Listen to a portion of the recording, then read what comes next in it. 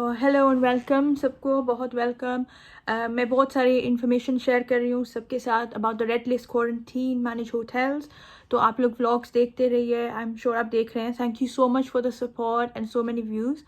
मैंने सोचा कि मैं एक जो हूँ बहुत एक क्वेश्चन आ रहा है मुझे बार बार अलग अलग लोगों से, तो मैंने सोचा मैं आप लोगों के साथ थोड़ी सी अपना एक ओपिनियन और एक्सपीरियंस शेयर करूँ। तो बहुत सारे लोग जो इंडिया से आ रहे हैं या पाकिस्तान से आ रहे हैं यूके तक, वो ये पूछ रहे हैं कि क्या हमें फ़ायदा है कि हम किसी और कंट्री में जाके रहें बीच में 10 दिनों के लिए, ताकि हम जिस कंट्री से आएंगे यूके में वो रेड लिस्ट ना रहें। सो अ गुड एग्जांपल इज़, लोग बोल रहे हैं कि क्या हम टर्की में चले जाएं, 10 दिन टर्की में रह लें और फिर टर्की से यूके आएँ ताकि हमें क्वारंटीन होटल में ना रहना पड़े। तो अब इसमें बहुत सारे इश्यूज़ हैं और बहुत सारे चेंजेस हैं, तो इसलिए मुझे बहुत इंपॉर्टेंट लगा कि मैं ये वीडियो बना के जल्द से जल्द रिलीज़ करूँ आप सबके लिए।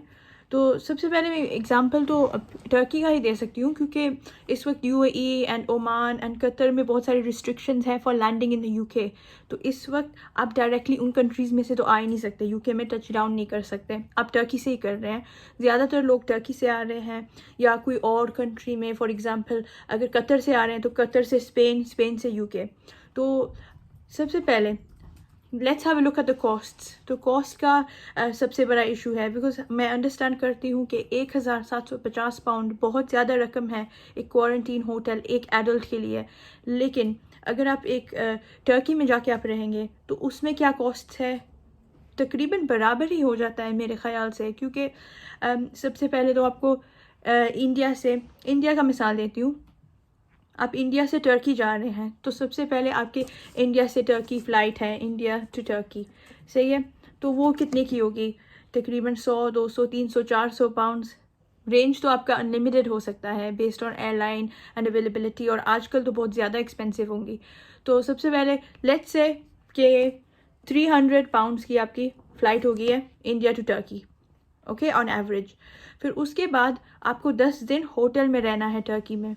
तो उसके अगर हम लोग बजट ऑप्शन में भी देखें, चलो लेट्स से 50 पाउंड नाइट, तो आप होटल के ऐड कर लें 50 पाउंड्स पर नाइट, सही है। टाइम्स बाय 10, 10 रात आपको रहना है तो 500 पाउंड ये बन गए। उसके ऊपर से आप अगर अकेले रह रहे हैं, ठीक है, एक एडल्ट का मिसाल दे रहे हैं, उसके ऊपर आपको खाना भी खाना है, ब्रेकफास्ट लंच डिनर। तो अगर आप बाहर से ले रहे हैं तो खाना तो सस्ता नहीं है। हाँ, टर्की में आप जॉइंट्स और कैफ़ेज़ रेस्टोरेंट्स रीज़नेबल प्राइस्ड है, लेकिन वेरिएबल हो सकता है बेस्ड ऑन आप कितना खा रहे हैं, कितना पी रहे हैं, कोई मेडिकेशन चाहिए आपको, कोई और पर्सनल प्रोडक्ट्स चाहिए। तो उसमें अगर हम लोग मिनिमम कम से कम 20 पाउंड्स पर डे भी ऐड कर लें 10 दिनों का, तो वो टाइम्स 10, क्योंकि एवरेज आउट होगा ना। तो उसके अलावा ट्रांसफ़र्स, तो आप टर्की में आ गए हैं, एयरपोर्ट पे आपको टैक्सी लेनी है या कोई ट्रांसफ़र करवाना है, उसके भी पैसे लगेंगे। Let's say from my last experience it's not too expensive, ज़्यादा एक्सपेंसिव नहीं है, लेकिन आने जाने के लेट्स से 20-25 पाउंड्स ऐड कर लेते हैं, तो 20 पाउंड्स, चलो let's go in the lowest option. और उसके अलावा साइट सीइंग, अब आप अपने कमरे में तो नहीं बैठे रहेंगे ना टर्की में, अगर आपको कहीं जाना है, कुछ देखना है, अगर आप इस्तांबुल जा रहे हैं तो आप आया सोफिया देखना चाहेंगे, टॉप कैपी पैलेस देखना चाहेंगे, स्पाइस सूक और ये सारे मार्केट्स में आप जाना चाहेंगे, और दैट्स नॉट ओनली फ्री, उसमें भी थोड़े बहुत पैसे लगेंगे, उसके ट्रांसपोर्ट में भी पैसे लगेंगे। तो चलो उसका भी ऐड कर लेते हैं पर डे।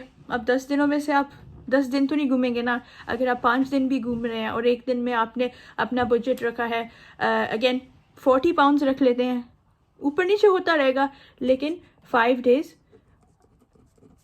और 40 पाउंड्स 200 पाउंड्स, ठीक है। तो ये साइट सीइंग है और ये फूड है। अब इसके अलावा अब हम तो सबसे इम्पॉर्टेंट चीज़ भूल गए, जो टर्की से हमें यूके आना है उसकी flight, so Turkey to UK, और वो इस वक्त आई कैन अश्योर यू, आप जाके सर्च करें, वो भी सस्ती नहीं होंगी, उसकी भी प्राइस होगी 400 से 500 पाउंड। चलो अगर आपको 300 पाउंड में मिल गया वेरी गुड, तो let's add 300 pounds just as an average. तो इसमें अब मैंने कैलकुलेशन की है, अगर आप फॉलो कर रहे हैं, India to Turkey 300, the hotel for the 10 days 500 pounds, the food is 200 pounds for the 10 days, and the sightseeing is 200 pounds for the 10 days, and then from Turkey to UK 300 pounds. So the total is 800, 1000, 1200, 1500 pounds. 1500 pound तो ये बन गए, ठीक है, minimum. ये तो मैंने कम से कम रखा है जो भी कॉस्ट है। अब आप 1750 पाउंड पे करे थे for the managed UK hotel, but अभी एक और भी चीज़ बाकी है। यूके में जो आपको डे 2 एंड डे 8 का टेस्ट करवाना है उसके भी पैसे लगेंगे, और उसके तकरीबन the range is between 190 to about 210 I think. तो एवरेज पे 200 पाउंड के दोनों टेस्ट आपके हो जाते हैं। तो अगर हम 200 पाउंड वो भी ऐड कर लें तो बने ना 1700 पाउंड्स। तो एक किस्म का आपने 10 दिन टर्की में गुजार तो लिए, लेकिन 1700 पाउंड आपके वहाँ भी लग गए, और आपके पास सबसे बड़ा रिस्क लेवल है। और यही ब्रेकिंग न्यूज़ ये है कि जो इस वक्त टर्की में है, आज से from the 29th of April 7 PM एक कर्फ्यू लगेगा और एक local lockdown in the country. तो टर्की में इस वक्त 7 PM से लेके 5 AM कर्फ्यू लगेगा, जिसका मतलब है कि रेस्टोरेंट्स और कैफ़ेज़ डिलीवरी सर्विस पे है। सुपरमार्केट्स, ग्रोसरी स्टोर्स, बचर्स, बेकरीज सिर्फ 10 बजे से लेके 5 बजे तक ओपन होंगे, मंडे टू सैटरडे। सुपरमार्केट्स बंद होंगी संडेज़ को। और यहाँ पे वो swimming pools, gyms, football pitches, beauty salons, Turkish baths which is the main epitome of your Turkish holiday. यानी कि आप जाते हैं टर्की तो टर्किश बाथ तो ज़रूरी है, वो भी बंद है। अम्यूज़मेंट पार्क भी बंद है, इंटरनेट कैफ़े भी बंद है। तो अगर आपको कुछ प्रिंटिंग शिंटिंग करनी है वो तो आपकी बिल्कुल नहीं होने वाली, ठीक है। और वैसे भी हम किसी को टर्की में तो जानते भी नहीं हैं, तो वो लोकल वाला नहीं है कि मतलब आप अपने दोस्त को बोलो वगैरह। होटल में हो जाए तो मेहरबानी। और उसके अलावा intercity travel will not be permitted by private vehicle during curfew hours if you are a Turkish citizen और रेजिडेंट ऑफ टर्की। तो जो टर्किश सिटीजन्स हैं और वहाँ के रहने वाले हैं उनके लिए तो और स्ट्रिक्ट है, वो बिटवीन द सिटीज़ भी नहीं जा सकते। तो वो बोले कि चलो इस्तांबुल से इधर चले जाएं या कोई और सिटी से, एक सिटी से दूसरी सिटी पे चले जाएं, वो अलाउड नहीं है टर्किश सिटीजन्स के लिए। फॉरेनर्स के लिए है, टूरिज़म के लिए है, लेकिन आप ये सोचें कि अगर सब कुछ बंद है और पब्लिक ट्रांसपोर्ट भी उन्होंने 50% कैपेसिटी पे डाल दिया है, जहाँ पे कोई खड़ा नहीं हो सकता, सिर्फ बैठ सकते हैं, और वो भी सिर्फ आधे। तो आप टर्की में क्या कर सकते हैं? तो अगर आप 5 बजे के बाद कुछ टर्की में कर सकते हैं, वो तो है ही नहीं आपके पास ऑप्शन। तो इस वक्त मेरे ख्याल से, मेरा ओपिनियन है कि अगर आप आ रहे हैं यूके में, आप सीधा यूके में ही आएँ, अपने 10 दिन गुजारें, अच्छे से गुजारें, टेस्ट करवाएं, ट्रांसफ़र करवाएं, खाए पिए, मूवीज़ देखें, और अपना क्वारंटीन पीरियड ख़त्म करके यूके में आ जाएं। क्योंकि अगर टर्की रेड लिस्ट में आ गया तो तब आपके 1750 पाउंड और लगेंगे, और आपके 10 दिन उसके ऊपर से भी और लगेंगे।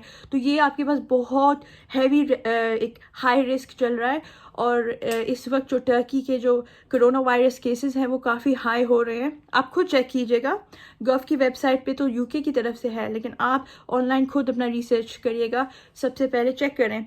इस वक्त टर्की ने ऑब्वियसली ड्रास्टिक एक्शन लिया है, इन फिगर्स की वजह से सबसे हाईएस्ट आ रहे हैं यूरोप के अंदर, सबसे हाईएस्ट टर्की के इस वक्त आ रहे हैं। तो टर्की रेड लिस्ट में आ सकता है। तो प्लीज़ ये सब पॉइंट्स आप मद्देनज़र रखिएगा। और अगर आपको सेफ़ एंड साउंड आना है यूके में तो I think red list hotel में आए, इतना बुरा नहीं है जितना लोग बना रहे हैं। और वैसे भी आपके पास इतनी सारी इंफॉर्मेशन है, बहुत लोगों ने वीडियोस और व्लॉग्स लगाई हैं, एक्सपीरियंसेस शेयर किए हैं।